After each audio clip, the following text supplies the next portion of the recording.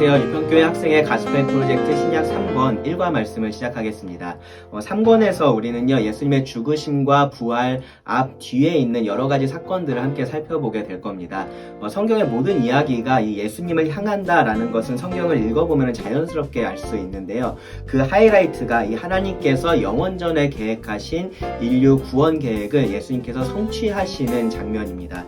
물론 이제 진짜 하이라이트는 그렇게 구원받은 자들이 하나님과 영원 속에서 함께 거하면서 참되고 풍성한 삶을 누리는 것이겠지만 그 과정에 있어서의 하이라이트가 바로 예수님께서 이 땅에 오셔서 죄인들을 구원하신 일이라고 할 수 있습니다. 오늘을 포함해서 12시간에 걸쳐서요, 예수님의 십자가 직전에서부터 승천하실 때까지의 중요한 사건들을 좀 살펴보게 될 거고요. 그것을 통해서 우리를 구원하신 예수님의 은혜를 알고 또 감사하는 시간이 되기를 원합니다. 오늘은요, 마태복음 26장 6절부터 16절을 통해서 예수님께 향유를 부었던 마리아에 대한 말씀을 살펴보겠습니다. 마태복음 26장은요, 예수님의 십자가 직전의 사건들을 기록을 하고 있습니다. 26장에서 예수님은 제자들과 함께 최후의 만찬을 나누시고요. 그리고 유다의 배반으로 겟셋마네에서 잡히신 뒤에 신문을 당하십니다. 그리고 27장에서 밀란이 날 것을 두려워했던 빌라도에 의해서 결국 십자가에 못 박히게 넘겨지시게 되고요. 그리고 군병들에 의해서 십자가에 달려 죽으시고, 그리고 아리마대 사람 요셉에 의해서 무덤에 누이시게 됩니다. 그리고 나서 대제사장과 또 바리새인들에 의해서 임봉되십니다. 그리고 28장에서 부활을 하시죠. 너무나 긴박하고 중요한 그런 사건들이 연이어서 기록이 되어 있는 중에요, 어쩌면은 짧은 정적과 같은 사건이 바로 오늘의 본문입니다. 영화 같은 데도 보면요, 이런 기법들이 종종 등장을 합니다. 막 다 중요하다라고 생각하는 그런 일들을 하느라 어른들이 정신이 없이 바쁠 때 한 순수한 어린아이가 등장을 해서 짧게 한마디를 해가지고 그 순간에 뭐가 정말로 중요한지를 일깨워주는 이제 그런 식의 연출들을 통해서 이 영화 전체의 메시지를 전달하고 하는 그러한 것들이 있습니다. 음악도 보면요, 이렇게 모든 악기를 동원해서 막 이렇게 화려하게 연주하다가 갑자기 어느 순간에 피아노만 사용한다던가, 아니면 모든 악기를 다 멈추고 이 사람 목소리로만 노래한다던가, 이제 그렇게 해서 메시지를 강조를 하는 거죠. 마태는요, 이 마리아의 행동을 통해서 지금 시작되고 또 앞으로 전개될 그 모든 일들 가운데 뭐가 정말로 중요한 건지를 조용히 강조했다라고 할 수 있습니다. 감람산에서 제자들에게 이 재림에 대해서 가르치신 후에 예수님은 이제 때가 되었다라는 것을 아셨습니다. 바로 이 땅에 오신 그 궁극적인 목적을 이루실 때가 이른 거죠. 그래서 예수님은 다시 제자들에게 이제 곧 자신이 십자가에 못 박히기 위해서 넘겨질 것을 말씀을 해 주십니다. 대제사장과 백성의 장로들, 유대인의 종교 지도자들이죠. 그들도 마찬가지였습니다. 그들은 하나님의 때를 알지는 못했지만 이제는 더 이상 이 예수님을 그냥 두고 볼 수 없다라고 그렇게 판단을 하고 계략을 세워서 잡아 죽이기로 결심을 했습니다. 흥미롭게도요, 예수님은 6월절에 십자가에 못 박히실 것이라고 말씀을 하셨는데, 여기 종교 지도자들은요, 6월절이 끝나고 나서 사람들이 없을 때 그렇게 해야겠다라는 그런 계획을 세웠습니다. 일반적으로 이런 경우라면요, 죽이려고 하는 사람들의 계획대로 되는 것이 맞을 거예요. 그런데 이 경우는 그런 일반적인 경우가 아닙니다. 그러니까 사람과 사람의 계획이 이렇게 부딪히고 있는 그런 경우가 아닌 거예요. 결국 사람이 아닌 하나님의 계획대로 일은 진행이 됩니다. 사실 유대 종교 지도자들이 예수님을 죽이려고 했었던 것이 이때만은 아닙니다. 근데 그때는요, 아직 하나님의 때가 되지 않았기 때문에 예수님은 그들의 계략에 넘어가지 않으셨었어요. 그리고 하나님의 때가 되었을 때 이제는 그들의 계략하고 관계없이 그들의 손에 붙들려서 십자가의 길을 가셨던 겁니다. 왜 그들이 계획하고 다르게 움직였는지는 분명하게 성경에 기록이 되어 있지는 않지만 아마도 유다의 배신으로 인해서 더 좋은 기회가 지금 있다라고 그렇게 판단을 했기 때문에 그랬던 것 같습니다. 여튼 모든 일은요, 하나님의 시간표대로 그렇게 진행이 됐고요. 시간은요, 이 넓은 평지를 흐르던 강물이 여우를 만나서 빠르게 그렇게 흐르는 것처럼 이제 더 빠르게 흘러가기 시작합니다. 이렇게 일이 빠르게 진행되려는 그 시점에 마태는 잠시 얼마 전에 있었던 일을 기록을 한 겁니다. 마태는 시간을 기록을 하진 않았는데 이 같은 사건을 기록한 요한복음 12장을 보면요, 이 일이 6월절 엿새 전에 있었던 일이라는 것을 우리가 알 수 있습니다. 즉 앞서 말한 것처럼 마태는 특별한 목적을 가지고 지금 이 사건을 여기에 과거 회상을 하는 것처럼 그렇게 기록을 했다라고 우리가 생각할 수 있는 거죠. 장소는요, 베다니 나병 환자 시몬의 집이라고 되어 있습니다. 베다니는 예루살렘에서 동쪽의 여리고로 가는 길로 한 3km 정도 떨어져 있는 그런 작은 마을이었고요. 그리고 죽었다가 다시 살아난 나사로 그리고 마르다, 마리아 남매가 살고 있는 그러한 곳이었습니다. 유월절을 위해서 예루살렘으로 오셨던 예수님은 이 베다니에 머물고 계셨기 때문에 이제 그곳에서 식사 초대를 받으신 것 특별한 일은 아닌 거죠. 조금 이상해 보이는 표현은요, 그 집이 나병 환자 시몬의 집이었다라는 겁니다. 이어지는 말씀에서 시몬이 등장하지를 않기 때문에 그저 이 집이 그냥 나병 환자 시몬의 집으로 그렇게 알려진 집이었을 수도 있습니다. 혹은요, 이 나병 환자였던 시몬이 예수님의 치료를 받아서 나음을 얻었고 감사의 마음으로 예수님을 초대했던 그런 상황일 수도 있습니다. 시몬이 여전히 나병 환자였다면 이런 사회 활동을 할 수 없었을 거예요. 누가복음 7장 36절에서 50절에도 이제 비슷한 사건이 기록되어 있고요. 그때 예수님을 초대했던 사람은 바리새인 시몬이었습니다. 그때 죄를 지은 한 여자가 예수님께 이제 향유를 붓고 발을 씻기는 장면이 기록이 되어 있는데요. 비슷하기는 한데 같은 사건이라고 보기에는 이 시간과 장소도 다르고 구체적인 내용에서도 차이가 납니다. 시몬이라는 이름이 동일하게 등장을 하니까 조금 더 헷갈릴 수는 있는데요. 근데 베드로도 본래 이름이 시몬이었고요. 그리고 예수님의 십자가를 대신 졌었던 그 구레네 사람도 이름이 시몬이었죠. 그렇죠? 그 당시에 이 시몬이라는 이름은 꽤나 흔한 이름이었을 뿐입니다. 자, 이제 중요한 일이 벌어지는데요. 7절에 보시면 한 여자가 매우 귀한 향유 한 옥합을 가지고 나와서 식사하시는 예수의 머리에 부으니, 여기 등장하는 한 여자는요, 요한에 따르면은 마리아입니다. 마리아. 마르다는요, 평소처럼 일을 하고 있었고 나사로는 예수님과 함께 그렇게 앉아 있었습니다. 그때 마리아가 등장을 한 거죠. 향유는 향기가 나는 기름이에요. 향수라고 생각을 할 수도 있는데요. 이 냄새를 제거하기 위한, 그냥 몸에서 나는 그런 냄새를 제거하기 위한 실용적인 목적이나 아니면 미용적인 목적으로도 사용이 됐었고요. 의료용으로 그렇게 사용이 되기도 했습니다.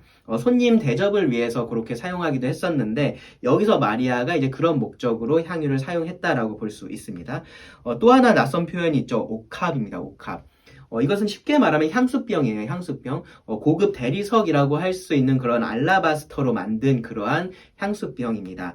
향유를 보관하는 용도니까 이제 필요한 만큼 사용을 하고 잘 막아둘 수 있게 그렇게 만들어졌을 겁니다. 마태는요, 매우 귀한 향유 한 옥합이라고 기록을 했고요. 마가는 매우 값진 향유 곧 순전한 나드 한 옥합이라고 했고, 요한은 지극히 비싼 향유 곧 순전한 나드 한 근이라고 기록을 했습니다. 정확히는 몰라도 엄청나게 값비싼 귀한 것을 마리아가 가지고 왔구나라는 사실은 우리가 추측을 할 수 있겠죠.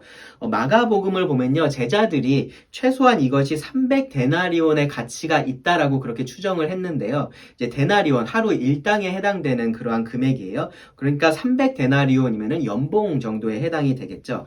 2022년의 통계를 보니까 우리나라 직장인 연봉 평균이 4천만 원이 넘었다라고 그렇게 얘기를 해요. 그러니까 좀 적게 잡아도 2천에서 3천 정도의 가치는 있는 그런 향유 옥합을 마리아가 가지고 와서 예수님에게 부었다라는 겁니다. 마가는요, 마리아가 옥합을 깨뜨렸다라고 기록을 했어요. 그러니까 그렇게 해야지만 향유를 사용할 수 있었던 것은 아니에요. 근데 마리아는 이제 다른 용도로 그것을 사용하지 않겠다라는 의지를 가지고 그것을 아예 깨뜨려서 그냥 부었다라고 그렇게 볼 수 있는 겁니다.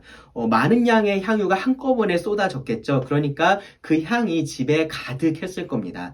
마리아가 예수님께 나오는 것을 보지 못했던 사람들도 있었을 텐데 그 향 때문에 무슨 일이 벌어지고 있는지를 주목할 수밖에 없었을 거예요. 그리고서 이제 이어지는 사람들의 반응이 흥미로운데요. 8절과 9절을 보시면 제자들이 보고 분개하여 이르되 무슨 의도로 이것을 허비하느냐? 이것을 비싼 값에 팔아 가난한 자들에게 줄 수 있었겠도다 하거늘. 네, 제자들 어떻게 했습니까? 이 상황을 보고 분노했습니다. 분노. 그들이 볼 때는요, 너무나 어이없는 그런 상황인 거예요. 요한은요, 특히 가룟 유다가 그렇게 했다라고 기록을 했는데요.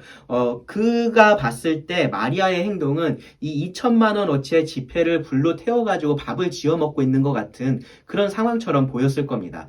그들의 표현 그대로 마리아는 쓸데없이 이 귀하고 귀한 이 비싼 향유를 허비했습니다. 그러면서 제자들은요, 더 좋은 옵션이 뭐가 될 수 있었는지를 얘기를 해줘요. 향유를 쏟아버리는 것이 아니라 그것을 비싸게 팔아서 그 돈으로 가난한 사람을 도왔으면 더 좋지 않았겠냐라고 그렇게 이야기를 합니다. 이런 걸 뭐라 그러죠? 기회비용이라 그래요. 기회비용. 그러니까 A하고 B를 동시에 할 수 없어서 하나를 선택하고 하나를 포기할 때 얻게 되는 이익과 손해, 그것을 계산을 하는 거죠. 제자들의 생각에 향유를 깨뜨려서 예수님에게 붓는 것은 아무런 의미도 없는 그냥 허비였고요. 그것을 팔아서 가난한 자들을 돕는 것은 아주 의미 있는 그러한 일이었다라는 겁니다. 그 차이가요, 그들을 분노하게 할 정도였습니다. 물론 가룟 유다의 경우는 나머지 제자들하고 조금 다른 측면에서 분노했어요. 요한에 따르면 유다는 그 돈이 가난한 사람들이 아니라 자기 것이 될 수 있었겠다라는 생각 때문에 그렇게 분노했을 겁니다. 자, 여러분 생각해 보세요. 이 제자들의 말이 틀렸나요? 꼭 그렇게 들리지는 않죠. 그쵸? 훨씬 논리적이고 또 이성적으로 들리는 말입니다. 실제로 가난한 자들을 돕는 것은 하나님께서 율법에서도 아주 강조하셨던 그러한 부분이고요. 성경 전체를 봐도 아주 귀하고 좋은 일입니다. 그에 비해서 이 향유를 사용하는 것은요, 그렇게 필수적이다, 꼭 필요한 일이다, 중요한 일이다 라고 보이지는 않아요. 예수님이 어디가 아파서 지금 의료용으로 이것을 사용한 것도 아니고요. 그리고 예수님이 냄새가 너무 심해서 같이 옆에 있을 수가 없어서 이 정도의 향유를 갖다 부어야 했었던 그런 상황도 당연히 아닐 겁니다. 예수님에 대한 존중의 표시라고 해도 너무 과하죠. 그러니까 너무나 비이성적인 그런 행동인 겁니다. 몰라도 너무 모르는 어린아이 같은 행동이었다라고 그렇게 볼 수 있는 거죠. 이게 제자들의 생각이었습니다. 자, 이 말을 들은 마리아는 어땠을까요? 어떤 의도로 그렇게 했든지 지금 이 상황 때문에 굉장히 당황스러웠을 겁니다. 다른 모든 사람들이 지금 자기를 비난하고 있잖아요. 자기가 정말로 하지 말아야 할 일을 한 것은 아닌가 그렇게 죄책감이 들었을 수도 있습니다. 오히려 예수님께 자기가 큰 폐를 끼친 것은 아닐지 그렇게 후회스러운 마음이 생겼을 수도 있습니다. 자, 그런 마리아를 두고 이제 예수님께서 제자들에게 이렇게 말씀을 하십니다. 10절을 보시면 예수께서 아시고 그들에게 이르시되 너희가 어찌하여 이 여자를 괴롭게 하느냐 그가 내게 좋은 일을 하였느니라. 네, 마리아는 괴로워하고 있었지만 예수님은 그녀가 예수님께 좋은 일을 했다라고 그렇게 분명하게 말씀을 하십니다. 누가 뭐라고 해도 마리아는 예수님께 좋은 일을 한 겁니다. 예수님이 그렇게 말씀을 하셨으니까요. 그리고 이 가난한 자들을 돕는 것에 대해서는 예수님께서 이렇게 말씀하셨어요. 11절 보시면 가난한 자들은 항상 너희와 함께 있거니와 나는 항상 함께 있지 아니하리라. 네, 이 말씀은요, 가난한 자를 돕는 게 의미 없는 일이다 라고 얘기를 하신 게 아니에요. 예수님은 지금 우선순위 그리고 때에 대해서 말씀을 하고 계십니다. 가난한 자를 돕는 일은요, 언제든지 할 수 있지만 예수님에 대한 이러한 사랑과 헌신을 이렇게 표현을 하는 것은 사실 지금이 아니면 할 수 없다라고 말씀을 하신 거예요. 가난한 자를 돕는 것이 목적이라면 향유를 이렇게 사용하는 것은 당연히 허비인 거죠. 하지만 예수님에 대한 사랑과 헌신을 표현하는 것, 그러니까 예배하는 것이 목적이라면은 이것은 절대로 허비가 아니다라고 말씀을 하시는 겁니다. 짐작하건대요. 마리아는요, 자기가 가진 최고의 것을 지금 예수님에게 드려서 자신의 마음을 표현한 것일 것이기 때문에 그렇습니다. 예배라는 것이 사실 그래요. 생각해보면요, 예배는요, 항상 그 안에 불편한 요소가 있습니다. 불합리한 요소들이 있습니다. 그리고 그러한 것들을 기꺼이 감수하는 것이 참된 예배자의 모습입니다. 왜냐하면요, 예배자는요, 그 예배의 대상이신 하나님을 사랑해서 그 사랑을 표현하는 그런 사람들이기 때문입니다. 그런 불편함을 어쩔 수 없이 감수하는 것은요, 참된 예배자가 아닌 거예요. 하기 싫은데 하는 것은 참된 예배자가 아닌 거예요. 그래서 이 말라기 시대의 예배를 보면요, 사람들은 이 하나님께 무엇을 가져왔었냐면은 병든 것들을 가져왔습니다. 흠이 있는 짐승들을 가져왔습니다. 왜 그렇습니까? 드리기는 드려야겠는데 좋은 것을 드리고 싶지 않은 거죠. 자기가 손해보고 싶지는 않은 거죠. 하나님 때문에 불편하고 싶지 않았던 겁니다. 허비하고 싶지 않았던 겁니다. 그런 것을 종교생활이라고 하고요. 위선적인 신앙생활이라고 말을 하는 겁니다. 여러분 이렇게 사랑하는 관계를 생각해 보시면 이런 것들 쉽게 이해할 수 있습니다. 기본적으로 사람은요, 사랑할 때 불편한 것을 감수를 해요. 그리고 자신을 허비하고 자신이 가진 것을 허비를 합니다. 그러니까 허비라는 표현은요, 남이 볼 때 이해가 되지 않는 일을 한다라는 거예요. 이성적으로 논리적으로 생각하면은 하지 말아야 될 그러한 일들을 한다라는 겁니다. 그게 말이 돼서 그렇게 하는 게 아니고요. 그렇게 하고 싶어서 그렇게 하는 것일 뿐인 거죠. 며칠 지나면 시들어서 쓰레기가 되는 그러한 꽃을 사는 이유도 사실 거기에 있는 겁니다. 부모가 자녀에게서 뭐를 돌려받지 못할 것을 알면서도 그들에게 하는 그런 모든 일들이 다 사랑해서 하는 허비의 일들인 거예요. 그저 그렇게 자기 마음을 표현하고 싶은 겁니다. 마리아가요, 비싸고 귀한 향유를 예수님께 전부 쏟아부었던 것도 정확히 그런 이유입니다. 사랑의 행위, 헌신의 행위, 예배의 행위였던 거고요. 예수님은 그런 허비를 무의미한 것이 아니다라고 분명하게 말씀을 하신 겁니다. 이런 측면에서 보면요, 예배는 실용주의하고는 관계가 없어요. 그렇죠? 우리의 마음을 무엇이 됐든지 그냥 그렇게 표현을 하면은 되는 겁니다.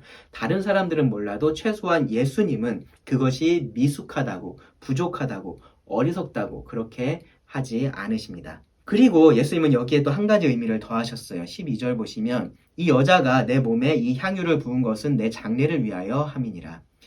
예수님은요, 이 마리아의 행위에 하나님께서 의도하신 어떠한 상징적인 의미가 있다라는 것을 보시고 이렇게 말씀을 하신 거예요. 이제 곧 예수님은 십자가에서 죽임을 당하실 겁니다. 마치 범죄자처럼 죽임을 당하실 겁니다. 당시 관습에서 범죄자는요, 죽고 나서 이렇게 향유를 바르지 않았었습니다.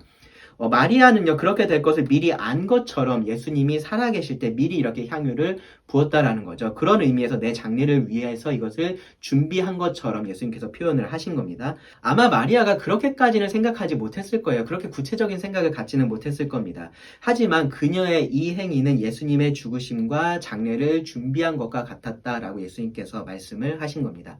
그리고 마지막으로 예수님은 다시 한번 마리아의 행동을 칭찬을 하시죠. 13절 보시면 내가 진실로 너희에게 이르노니 온 천하에 어디서든지 이 복음이 전파되는 곳에는 이 여자가 행한 일도 말하여 그를 기억하리라 하시니라. 사실 이것이 지금 우리가 하고 있는 일이에요. 그렇죠? 2023년 대한민국에서 우리가 마리아가 행한 일을 말하면서 기억하고 있습니다.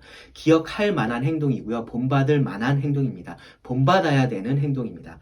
향유를 붓는 것은 예수님께서 이 땅에 더 이상 계시지 않기 때문에 우리가 똑같이 할 수 없는 그러한 일이에요. 그런데 우리의 마음을 이렇게 마리아처럼 단순하게 정말로 표현하는 것, 진심으로 그렇게 표현하는 것은 우리가 할 수 있는 일입니다. 뭐 어떻게 그렇게 할지는 여러분 스스로 질문해 보시고 스스로 답을 찾아보시기 바랍니다. 이렇게 하는 게 맞아요 라고 말하면 그것은 사실은 율법이고요. 외식이 될 거예요. 여러분이 어떻게 하고 싶은지를 한번 생각해 보시기 바랍니다. 끝으로 이제 마리아하고는 대조적인 모습을 보였던 가룟 유다에 대한 말씀을 함께 보겠습니다. 14절부터 16절입니다. 그때 12 중에 하나인 가룟 유다라 하는 자가 대제사장들에게 가서 말하되 내가 예수를 너희에게 넘겨주리니 얼마나 주려느냐 하니 그들이 은 30을 달아주거늘 그가 그때부터 예수를 넘겨줄 기회를 찾더라. 요한복음에서 말했었던 것처럼 유다는 돈을 원했습니다. 그랬기 때문에 이 마리아의 헌신은 그에게는 엄청난 허비였었던 거죠. 그리고 이제 그는 돈을 얻기 위해서 예수님을 배반을 합니다. 그가 얻은 돈은요, 은 30이고요. 이것이 구약에 따르면은 노예 한 명의 값입니다. 유다와 마리아가 버린 것과 얻은 것을 보면요, 그들의 마음이 어디에 있는지, 그들 마음의 중심에 무엇이 있는지, 그들이 무엇을 사랑했는지를 알 수가 있습니다. 마리아는요, 예수님을 위해서 기꺼이 자기 재물을 내놓았습니다. 유다는요, 자기 재물을 위해서 기꺼이 예수님을 내놓았습니다. 마리아는 예수님을 사랑했고요. 유다는 재물을 사랑했습니다. 돈을 사랑한 거죠. 무엇을 위해서 무엇을 허비하는지가 우리 마음을 보여주는 겁니다. 이렇게 예수님의 십자가의 길이 시작이 됐습니다. 그리고 이 마리아에 대한 말씀을 통해서 이 모든 것이 우리에게 어떤 의미인지를 우리는 배울 수가 있습니다. 예수님의 십자가 길은요, 우리를 위한 것이었어요. 우리를 구원하기 위해서 예수님이 이 땅에 오셨고 이 십자가의 길을 가십니다. 그런 예수님이 나에게는 어떤 분이신가요? 여러분에게 예수님은 어떤 분이신가요? 유다처럼 예수님으로 무엇을 얻을 수 있기 때문에 예수님이 필요하다면요, 여러분은 유다입니다. 여러분은 예수님의 원수인 겁니다. 반대로 마리아처럼 무엇이든지 예수님을 위해서 여러분들이 가진 것을 사용하기를 원하신다면 여러분은 마리아인 거죠. 예수님의 친구인 겁니다. 예수님을 예배하는 참된 예배자인 겁니다. 여러분이 무엇을 하기 때문에 예수님의 친구가 되는 것은 아닙니다. 다만 여러분이 하기 원하는 그것이 여러분과 예수님의 관계를 보여준다라는 말입니다.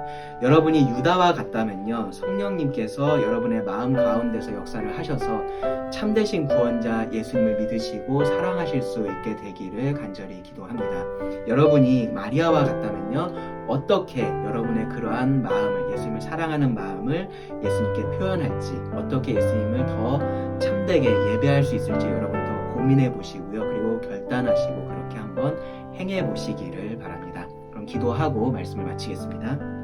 주님께서 주신 말씀에 감사를 드립니다. 우리 중 누구도 유다 같지 않게 하여 주시고 모두가 마리아와 같이 예수님을 알고 사랑하여 우리가 가진 것을 주님을 위해서 사용할 수 있는 주님의 자녀들이 될 수 있게 하여 주시기를 간절히 구합니다. 들은 모든 말씀을 주님께 의지하며 예수님의 이름으로 기도드립니다. 아멘.